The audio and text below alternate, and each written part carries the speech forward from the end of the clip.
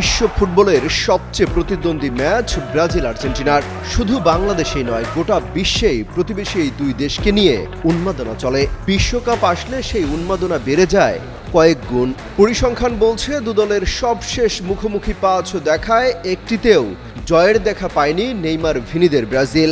সবশেষ গত বছরের ২৫ মার্চ মুখোমুখি দেখা যায় হলুদার আকাশী শিবিরের। সেই ম্যাচে ৪-১ গোলের ব্যবধানে হারে নেইমাররা।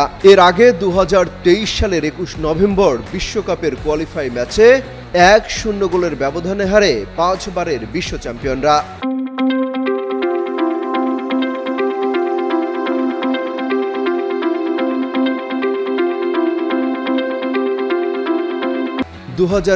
সালে অবশ্য ০-০ গোলে ড্র করে ম্যাচটি।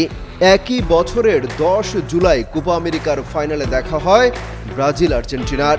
সেই ম্যাচেও ১-০ গোলে হেরে বসে ব্রাজিল। ২০১৯ সালেও ফ্রেন্ডলি ম্যাচে ১-০ গোলে হারের স্বাদ নেয় ফুটবলের রাজা পেলের শিষ্যরা। তবে ফিফা বিশ্বকাপের ইতিহাসে এখন পর্যন্ত চিরপ্রতিদ্বন্দ্বী এই দুই দলের মোট ৪ বার মুখোমুখি হয়েছে। এর মধ্যে ব্রাজিল জয় পেয়েছে ২ বার আর আর্জেন্টিনা জয় পেয়েছে মাত্র ১ বার, বাকি ১ বার ড্র হয়েছে। এছাড়াও এ যাবৎকালে দুই দলের মোট খেলা হয়েছে ১১৫ ম্যাচ। এর মধ্যে ব্রাজিল জয় পেয়েছে ৪৬ ম্যাচে, বিপরীতে ৪৩ ম্যাচে জয় পেয়েছে আর্জেন্টিনা, আর ড্র হয়েছে ২৬ ম্যাচে।